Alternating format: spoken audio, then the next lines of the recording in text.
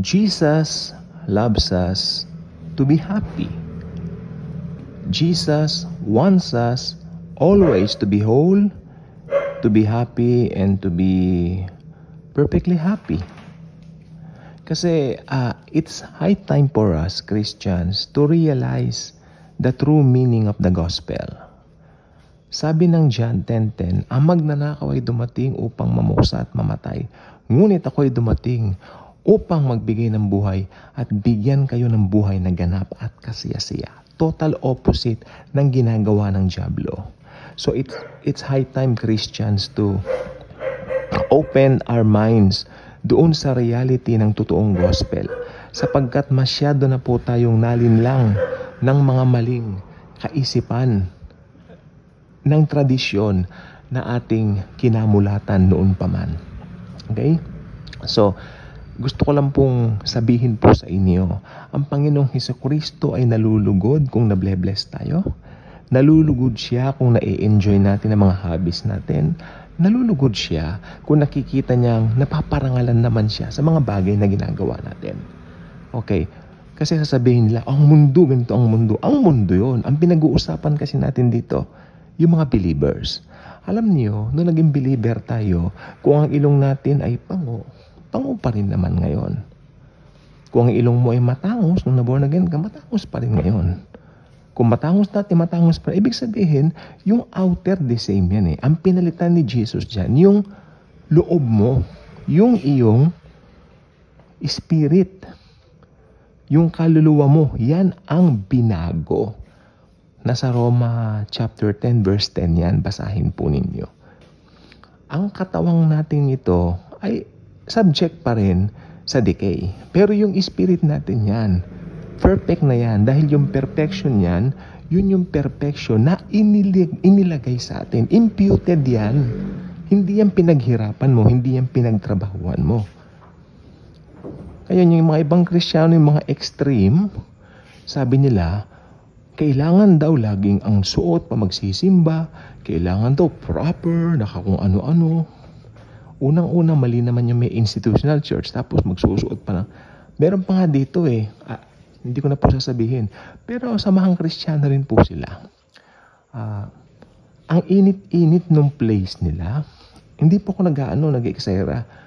Summer na summer, nakatay, naka-Amerikana, walang aircon. Pero lahat sila, yung mga lalaki nakatay. Tapos bawal magtaas ng kamay sa kanila kung nagpupuri sa Panginoon. Ako I love raising my hands, praising Jesus. Sila bawal.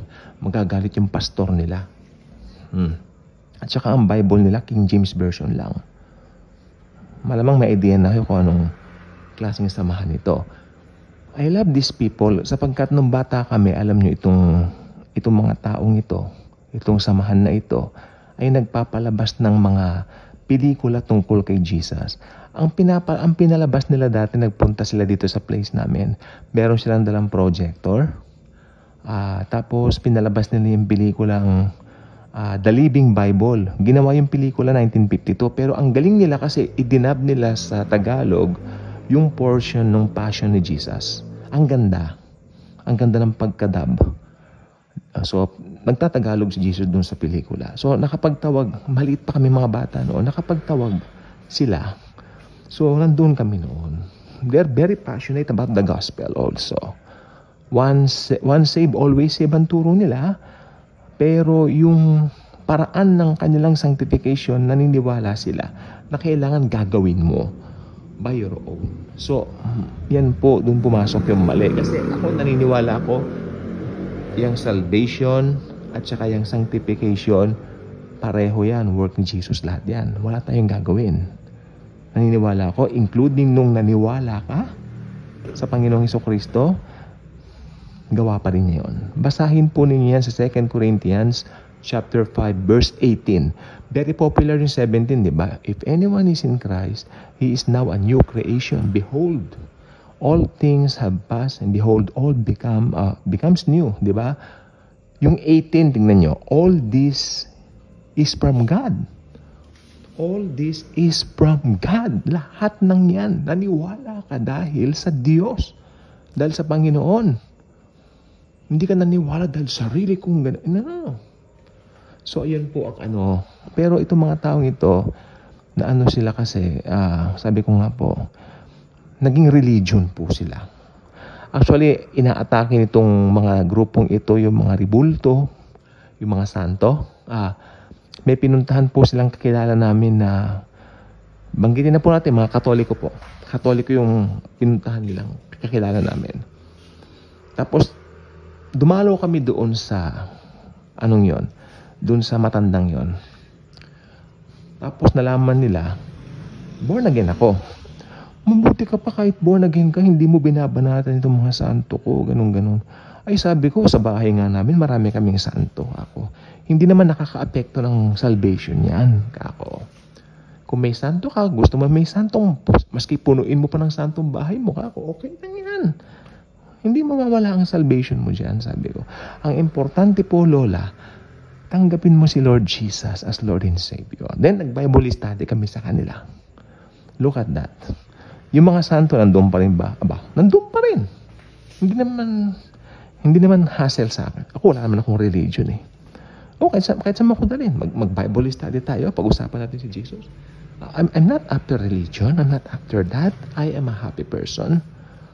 Okay? I am a free person. Diba? Ba't daw ako nakikinig ng rock music? I love rock music. Kasi nakarinig nila, pinapatutugo Nirvana, Guns N' Roses. I love it. Ako. Kristiyano ako. I love it. I'm a pre-Christian. Worldly ba? Hindi, I don't think so. Lalo ko nga minahal si Lord Jesus eh. Sapagkat nalalaman ko, it's all about His love for me and not my love for Him. Ako po ay napasama din sa mga taong nakaintindihan naman nila ang grace. Pero sa kabila ng lahat, nandun pa rin yung pag-obey nila doon sa pastor nila. Which is kung ano yung sasabihin ng pastor nila, talaga naman pong gagawin nila. Then na-realize ko, yung mga pinapagawa, unbiblical at wala sa Bible. Kawawa yung mga members. Nagiinit ang ulo ko pag ganun. Pero ginusto naman nila yon, so it's their choice. Kanina pong tanghali nakita ko po yung dalawa na dati kong kasama. Hindi ko na po nilapitan, no? Pero I pity them. They're not happy, as if they don't possess the liberty that comes from the Lord Jesus. As if why you say you know what, you say you're a Christian and diba? You have this liberty, you have this joy, and then I saw you that parang, alam niyo, parang haggard. They look haggard and they look not so nice, I guess. But, siyempre pinag-pray ko rin po. Kasi, only the grace of Jesus can really transform a person. Alam niyo po ba, from the inside out, from the inside, nagmumula sa inside. When you receive the Lord Jesus sa puso mo, doon na siya, di ba? Then, outside, magmamanifest yung glory. Makikita ng mga tao, uy, may glory, may kakaiba sa'yo. Hindi ko maintindihan, pero there's something in you that I cannot explain. Oh, ganun po yun. Ayun yung glory ni Jesus nakikita sa believer. Born again lang po nagpo-possess niyan. Sorry to say, born again lang po. Okay, so bilang mga Kristiyano, pag tumanggap ka kay Jesus, ibig sabihin, naniwala ka na, hey, sapat na yung ginawa niya sa cross. Namatay siya para sa atin. Tinanggap natin yon by faith. Saved ka na. Once for all time. Kaya ang kaligtasan po hindi nawawala. Hindi mawawala kailanman. Mananatili magpakailanman. Kaya kung hindi ka pa subscriber sa channel na ito, muli, malugod kitang inaaniyan. Mag-subscribe na po kayo. Click the notification bell. Share this wonderful video about the Savior who loved us and gave Himself for us. The Lord Jesus Christ Himself. At sana ipagsabi natin siya, ikalat natin siya, imarites natin siya. Kung ikaw ay chismosa, kung ikaw ay marites, imarites mo si Jesus. Si Jesus ang iyong ipagmarites. Ipagkalat mo ang kanyang pag-ibig sa ating lahat. Thank you. And as always and forever, Jesus truly loves us all.